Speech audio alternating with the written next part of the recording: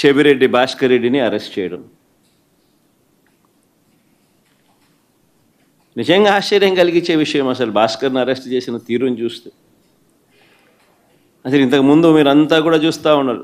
సంవత్సరం నుంచి ఏ రోజన్నా కానీ భాస్కర్ పేరు లిక్కర్లో ఎక్కడన్నా కనిపించిందా, వినిపించిందా? ఎవడన్నా విన్నాడా? ఎవడన్నా ఎప్పుడన్నా విన్నాడా?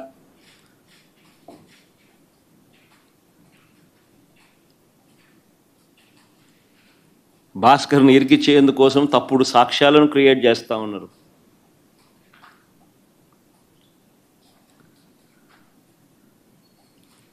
ఆశ్చర్యం కలిగించే విషయం ఏంటంటే భాస్కర్ గన్మెన్ను అంటే పోలీస్ కానిస్టేబుల్ను పిలిచి భాస్కర్కు వ్యతిరేకంగా లిక్కర్ స్కామ్ ఏదో ఉంది అని, ఆ లిక్కర్ స్కామ్లో తాను ఏదో ఇన్వాల్వ్ అయి ఉన్నాడని, ఆ లిక్కర్ స్కామ్లో తాను డబ్బులు ఏదో ఉన్నాయని కానిస్టేబుల్తో స్టేట్మెంట్ ఇప్పించుకునే ప్రయత్నం చేస్తే ఆ గన్మెన్, ఆ కానిస్టేబుల్, ఆ గన్మెన్ అంటే ఆ కానిస్టేబుల్ ఎవరైతే ఉన్నారో ఆ గన్మెన్, ఆ కానిస్టేబుల్ ఇలాంటి తప్పుడు స్టేట్మెంట్లు నేను ఇయ్యలేను అన్నందుకు తనను కొట్టి చిత్రహింసలకు లోను చేస్తే ఆ దెబ్బలు తిన్న కానిస్టేబుల్, సిట్టింగ్ కానిస్టేబుల్, డ్యూటీలో ఉన్న సిట్టింగ్ కానిస్టేబుల్, దెబ్బతిన్న కానిస్టేబుల్ ఏకంగా వీడియో తీసి తనకు తగిలిన దెబ్బలన్నీ చూపిస్తూ, ఆ దెబ్బలను డిస్ప్లే చేస్తూ, జరిగిన సంఘటన తాను చెబుతూ డీజీపీకి లేఖ రాసి గవర్నర్కు, ప్రెసిడెంట్ ఆఫ్ ఇండియాకు లేఖలు పంపించినాడు.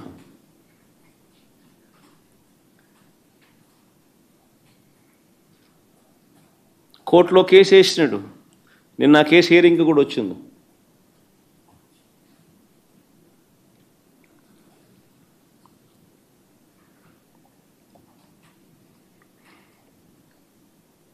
ఆశ్చర్యం కలిగించే విషయం ఇదంతా నిజంగా.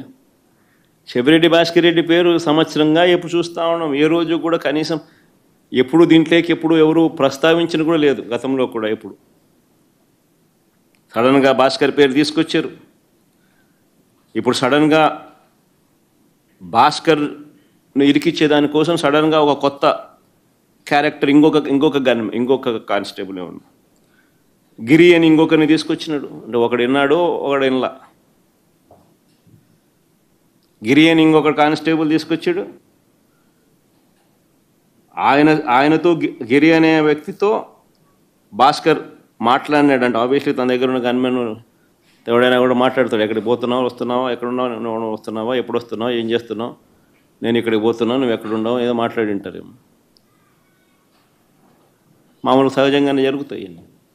మన మాదిరి అట్లీస్ట్ నా మాదిరి ఇంతమంది గన్మెన్ ఉండరు కాబట్టి, ఉండేది ఒకడికో ఇద్దరు ఒకడో ఉంటాడు కాబట్టి వీళ్ళు ఎక్కడికైనా పోయేటప్పుడు, వీఐపీ పోయేటప్పుడు నువ్వేడుండవు స్వామి, నువ్వు వస్తున్నావా, వస్తే ఇద్దరం కలిసిపోదామని చెప్పి మామూలుగా ఎవడైనా మాట్లాడుకుంటారు.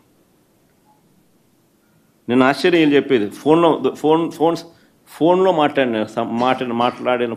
మాట్లాడిన ఎక్కువసార్లు ఫోన్లో మాట్లాడినారు.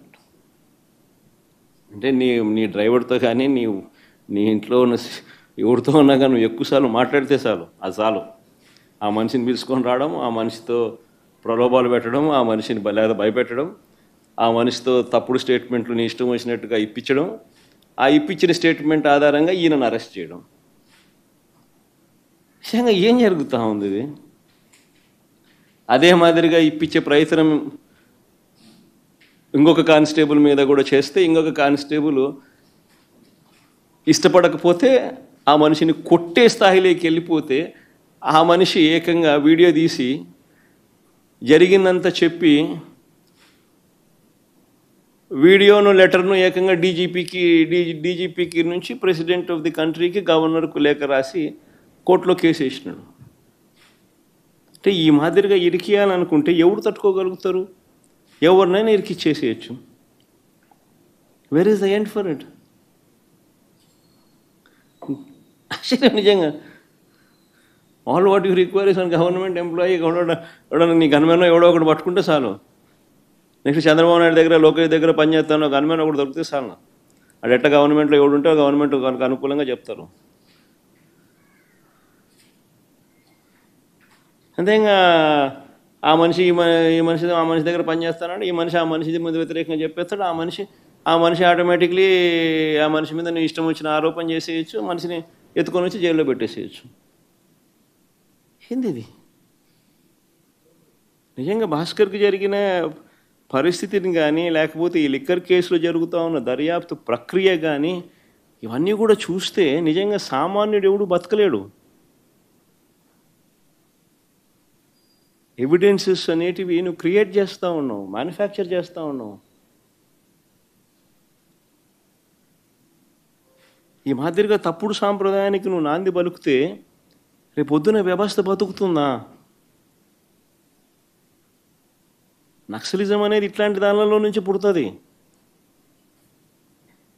సామాన్యుడి మీద ఇట్లాంటి ఎవడన్నా ప్రదర్శిస్తేనే నక్సలిజం అనేది పుడుతుంది. నిజంగా రాష్ట్రాన్ని బిహార్ చేయడంలో ఎంతకన్నా గొప్ప లీడరు, గొప్ప నాయకుడు చంద్రబాబు నాయుడు కన్నా గొప్ప నాయకుడు ఎవడు ఉండడు.